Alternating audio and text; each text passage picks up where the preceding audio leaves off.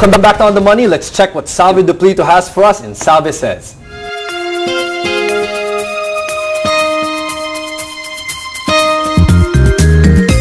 When you're planning your finances, you need a lot of numbers like inflation, interest rates, information on financial institutions. And I'm going to tell you one of the best kept secrets of financial planners out there. You can get all of this information from one website, and that's the Bangko Sentral ng Pilipinas website. Here's where you can find inflation rates. And you need inflation rates to figure out what kind of money you need now to prepare for your retirement 20 or 30 years down the road. This is where you get selected domestic interest rates, and the Bangko Sentral ng Pilipinas provides all of this information. Why do you need interest rates and why do you need lending rates? In this website, you will find out whether the lending rate your bank is charging you now is in the high range or in the low range. This is where you can see the list of banks and other financial institutions. And why do you need that? Let's say you want to deposit money in a cooperative bank and you don't know if this bank is legit or whether it's doing well. Its financial information is in the central bank website, providing you with transparency so you can make informed decisions. Lastly, and this is my favorite, the central bank website provides you with scam alerts. You can go here regularly to find out which new scam is getting people's money out there, and so you can be aware of that and not get victimized. Empower yourself with the numbers that you need. You can get the information out there if you know where to look.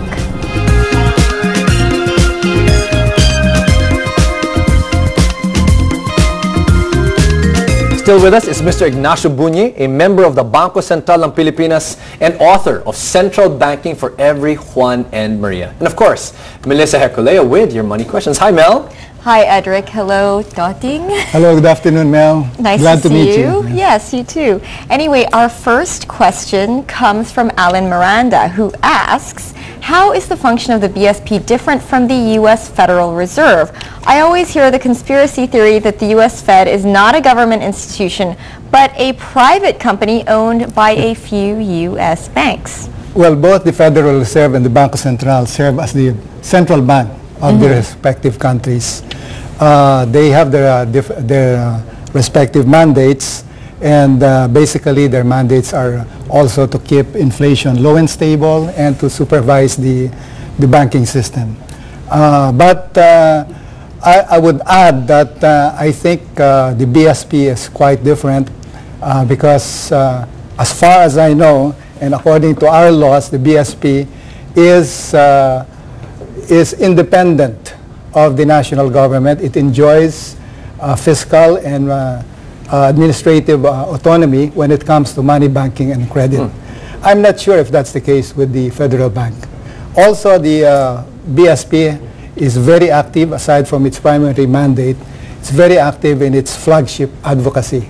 That is financial literacy I love that. And consumer protection. Okay, actually I wanted to ask, is that the reason that our banking industry seems to be so resilient? I mean, you look at the US, you look at what's happened to Europe, and their banks are collapsing.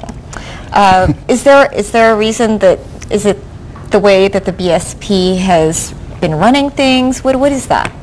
There are a number of reasons why we've been resilient. First of all, it's the people behind the BSP. The Bangko Sentral governor, Governor Armando M. Tutanco Jr. has been named central bank governor by his peers several times over. I believe he has had 4 or 5 awards from his peers. And of course, the monetary board is composed of people who are experts in their respective fields. We have 2 lawyers, we have 2 economists, we have 2 former bank presidents, and they work very closely as a group in trying to execute the mandate of the Bangko Sentral. Of course, one of the reasons why we have survived what has afflicted many central banks in the world is that we have been working very proactively.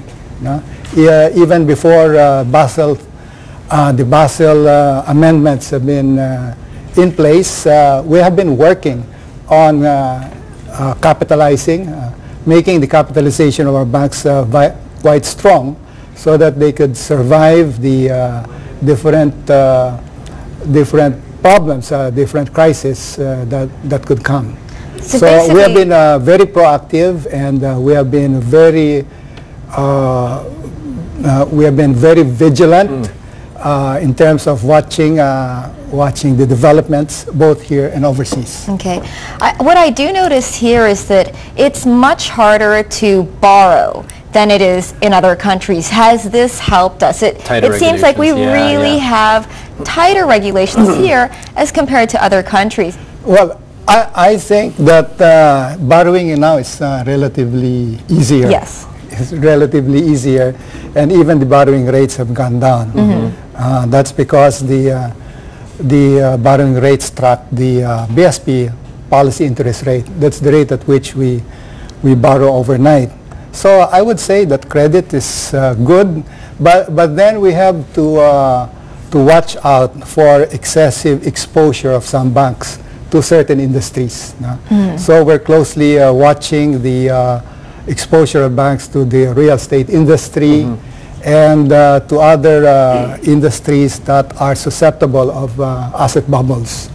But I'm glad to say that right now we are still very far from the threshold of reaching any asset bubbles. Okay, I like that. Good. Very reassuring. Good. Good people, yeah. Now, actually, the next question also from Alan Miranda, who asks, if the BSP keeps on printing money via bonds or T-bills, won't that increase inflation in our country? And does the BSP include the cost of education and the cost of oil when they compute inflation? Let me see, on the matter of printing money. The BSP is the sole agency that is authorized to print money here in the Philippines, and anybody who prints on their own is subject to sanctions. Well, that's counterfeiters. So tell my kids that. The BSP more or less can control the amount of money in circulation, and the BSP economists come up with a 5-year rolling projection of the need for a currency. This takes into account the projected inflation rate, the projected growth rate, also the income coefficient, and other factors. Now, having said that, we print only that amount of money that is really needed by our economy. So right now, I think the money in circulation, or currency in circulation, which includes bills and coins, is in the neighborhood of 600 billion pesos. Now, we try to maintain that constant because more than that might wreak havoc on the economy, or less than that might also create some problems. Right. So we maintain it at an optimum level. Now, money, the paper money that we have has a life expectancy. The 20 peso bill has a life expectancy of approximately 1 year. The 1,000 peso bill has a life expectancy of about 2 years and a half. Okay. So at a certain point in time, they have to be recalled because they are already unfit for circulation. So they are recalled. We call them retirement. We retire these unfit bills and physically shred them. It's only then that we replace them with money from our buffer stock.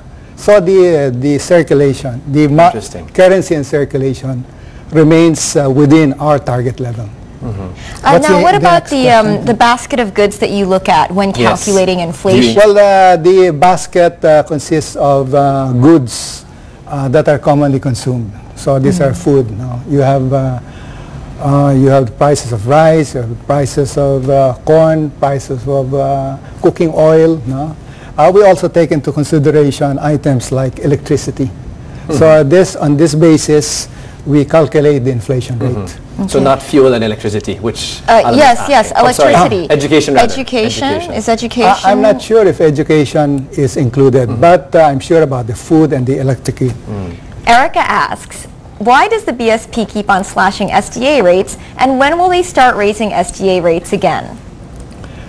First of all, let me explain what the SDA is. SDA stands for a Special Deposit Account.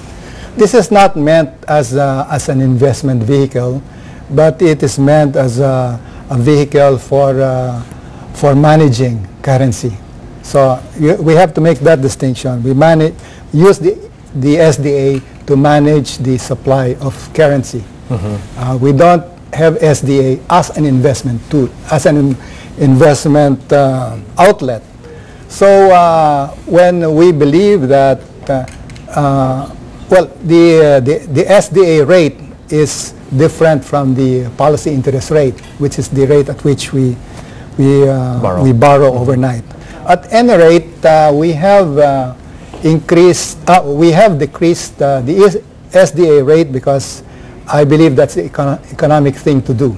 The SDA costs interest expense on the part of BSP, and at the rate we have been absorbing money from the system because of the influx of dollars, that's a lot of SDA that you have to compensate. So it's a matter of economics. Okay. Now Tyrone Charles Solie asks, what is the difference among the following government securities: treasury bills, fixed rate treasury notes, and retail treasury bonds?